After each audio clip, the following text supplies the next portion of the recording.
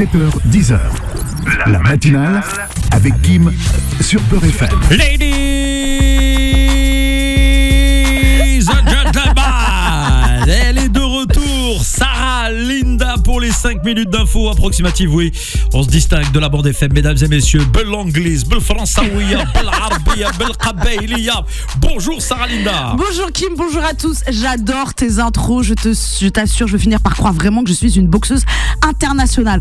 En tout cas Kim, j'espère que tu vas bien ainsi que le reste des auditeurs. Et j'en suis sûre que les Parisiens vont très très bien ce matin. Avec la victoire du PSG, je sais Kim, ça gratte un peu la gorge. Je suis pas remis de ce qui s'est passé. Mais c'est pas grave, en tout cas nous ça nous fait plaisir. Et aujourd'hui je vais commencer ma chronique en souhaitant un bon anniversaire. À ton avis à qui ?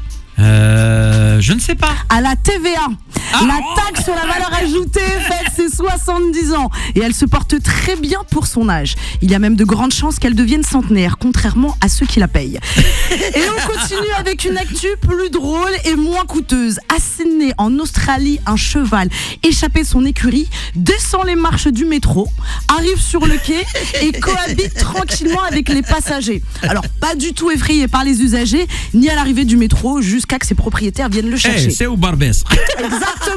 Et c'est là où tu vois, on voit la différence entre le métro parisien et le métro australien. Alors s'il aurait pris la ligne 13 aux heures de pointe, déjà le cheval il aurait attendu comme tout le monde bien 10 minutes avant d'accéder au quai, et peut-être qu'en voyant cette attente, le cheval serait rentré par lui-même de son écurie.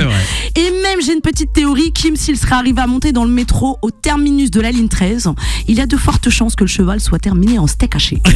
Allez, on reste avec nos amis les bêtes. Et je ne parle pas des animaux, Kim, je te parle de mon pote Paul, qui, après avoir vu toutes ces images sur TikTok de nouveaux fermiers qui élèvent que des mini-animaux, des animaux miniatures. T'as vu un peu les vidéos ? J'ai pas vu les vidéos. Alors en ce moment, t'as des vidéos qui circulent sur des mini cochons d'un mini lapin, mini vache, tout étant mini. Et mon pote, quand il a vu ça, il s'est dit bon, Sarah Linda, je pense que je vais prendre un gros chien. Après, il s'est dit non, finalement, je vais prendre un cheval nain. Alors déjà, j'ai dit Paul, c'est pas cheval nain, c'est cheval de petite taille. Ici, on respecte tout le monde. Et de deux, comment tu vas faire ? T'as pas une prairie dans son. Ça s'appelle un poney, non ? Mais on est d'accord. Ouais. Et en plus de ça, il a pas de prairie, Paul, dans son appartement de pièces parisien. Et où il va acheter du foin ? À un Carrefour Market ? Ça m'étonnerait. Donc les amis, et Kim, si t'es comme mon pote, évite les mini-vaches, s'il te plaît, s'il te plaît.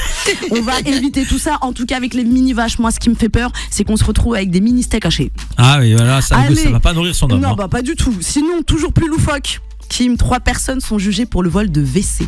Quoi ? Oui, t'as bien entendu. Des toilettes ont été volées. Donc les faits... Remarque, pardon, je cherche des toilettes suspendues si jamais quelqu'un nous écoute et a des bons prix.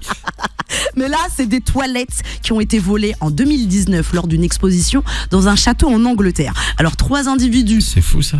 ont tout fait en sorte de voler ces WC, et la particularité de ces WC, c'est quoi à ton avis ? En or. Exactement. Ah ouais, bah oui. D'une valeur de 5 millions d'euros. Ah oui, bah là c'est moi. Oui, mais attends, moi il y a 2 questions que je me pose.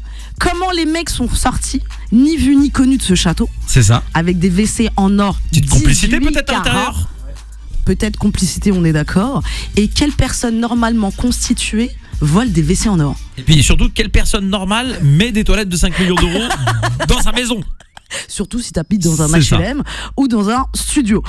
En tout cas, peut-être que le mec rêve d'être sur le trône à défaut d'être un roi. Allez, magnifique. pour ceux et celles qui voudraient ce genre de toilette en or, mais qui n'ont pas les moyens, Kim, ah bah vous pouvez toujours arrondir vos fins de mois pendant les JO, car il manque énormément de bénévoles. Ouais.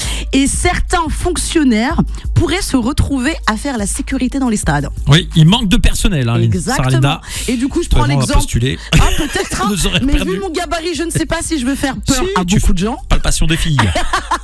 Peut-être aussi parce que d'ailleurs, moi je pense à Martine qui est au service état civil, qui fait 1m60, 45 kilos à 1 an de la retraite. Bah elle aussi, elle serait partante pour fouiller et palper les gens à défaut de fouiller des papiers.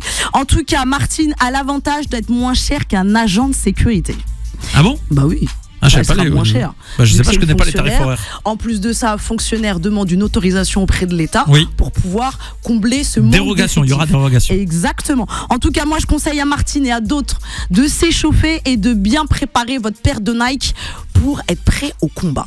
En tout cas, moi, je vous dis à mercredi prochain pour de nouvelles informations et je vous souhaite une bonne semaine dans la paix et dans l'amour. C'était les 5 minutes approximatives de Sarah Linda. 7h, 10h. La matinale avec Kim sur Peur FM.